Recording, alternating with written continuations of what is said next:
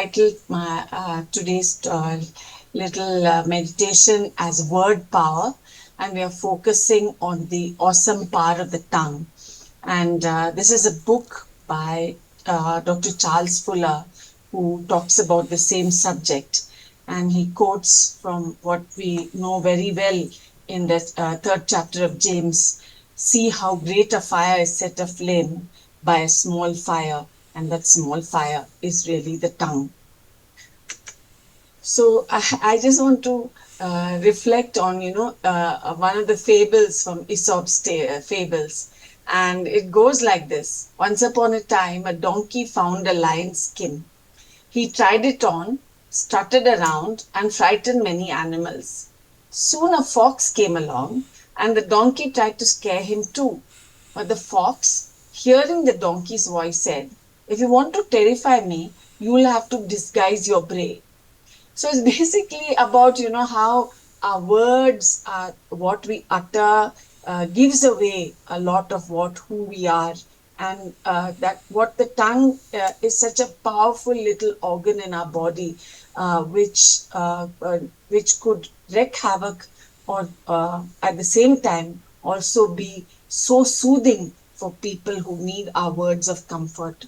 So with this introduction, I want to talk about how our tongue, or rather our words, are so incredibly powerful. They can either build up, encourage, motivate, inspire, comfort, yet they can also just in with an utterance of just one or two words tear down, cause hurt, and cause even horrible and irreparable scars. So we need to be reminded, as in Matthew chapter 12, verse 36, that words actually matter to our God.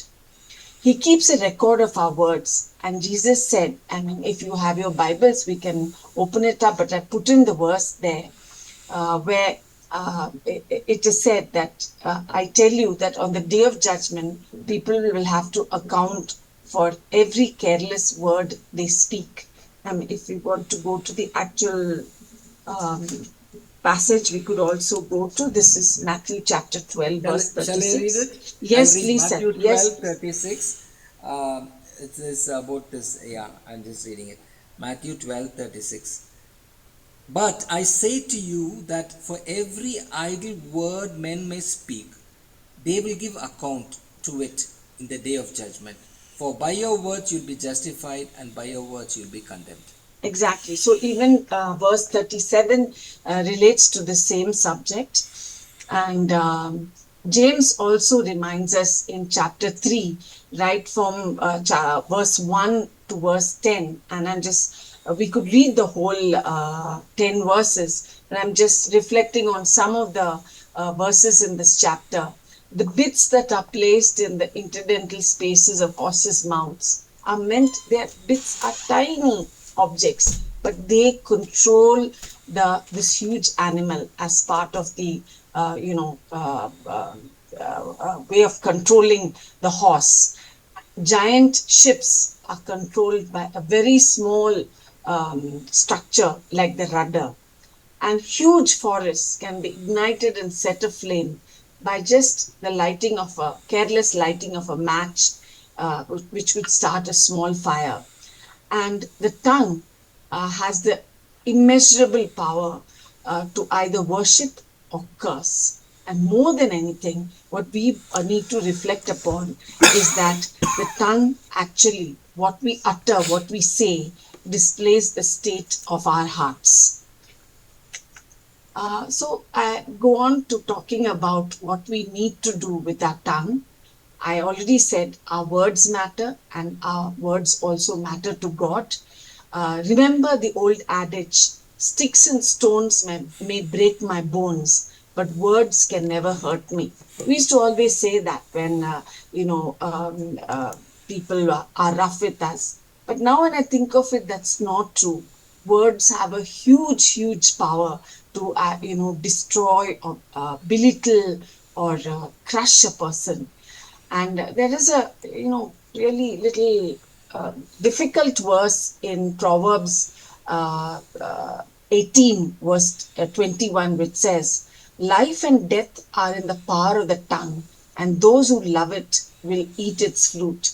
Shashi, you may want to decode that, but what I could understand is life and death, which are the extreme consequences of our speech. It's I think, figurative, could either build up or could tear down, and we will land up facing the consequences of eating the fruit that are the results of what we speak. Is that what that verse says, Shashi? I was grappling with that Yeah, particular. absolutely. You're 100% correct. Absolutely. Okay, yeah. So there's plenty of references to how we need to be responsible with our words. And continuing on in the same, we should refrain from using rough words, attack words. And God does not want us to use our words as a weapon at any time. He wants us to use words to bless others. And Jesus says in Matthew chapter 5, verse 4, "But I tell you," uh, along the lines of having an attitude of love, love your enemies and pray for those who persecute you. We should not use our words to, even in a to respond to somebody who has been rough with us. We should also refrain from gossip. There's a saying that there's only one thing more difficult than unscrambling an egg, and that is unspreading a rumor. Once a rumor is, let loose, it just has a life of its own. So probably it says it is more difficult than even unscrambling a scrambled egg. It is so tempting to be dragged into conversations with some juicy piece of gossip. And I know we are all guilty. When somebody starts off some juicy scoop about somebody, we all are all ears to listen. We may not start it off, but we are party to such activities. I confess I have been. And there's more about gossip. In Proverbs chapter 20, verse 9, it said, "The one who reveals secrets is a constant gossip. Avoid someone with the big mouth." And again in Proverbs, 4 chapters earlier, Proverbs chapter 16, verse 28, "A contrary man spreads conflict, and a gossip separates friends." So again, it's in the line of responsible conversations, responsible words that we utter. And at the age that we are, I think, when we were younger, yes, we would be very, glib with our words. But I think this is the time when we need to reflect on, if we have to say something nice, we should say it. Otherwise, maybe refrain from saying something. Our words need to be clean. You remember how our parents would say that they would wash our mouths out with soap if we said anything rude or dirty. I still remember Anant, who's They used to actually say quite. pinoil. Wash it with pinoil.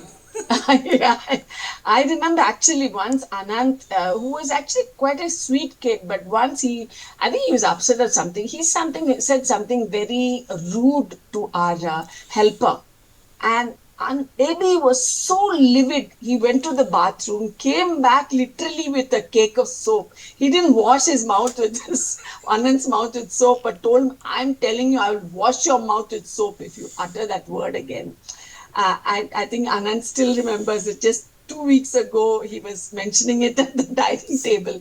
So yeah, we really need to have a check on the what words come out of our mouths, and a foul mouth and mean words and unsavory comments is nothing to be proud of. And sometimes some words, some statements are just not supposed to be said. We also have to be truthful about what we say. Be absolutely put our actions where our mouth is. And Jesus said, "Let your words, yes, be a yes, and your no be a no."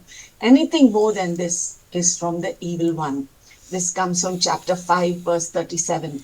And people need to give credence and believe in what we say. I think we have reached that age in our life where we can show by example. It's, yes, we were given to very impulsive, responses, but we need to reflect on all this. We also need to go beyond that and actually use edifying words. No rotten talk should come from your mouth, but only what is good for the building up of someone in need in order to give grace to those who hear. This comes out of Ephesians chapter 4, verse 29.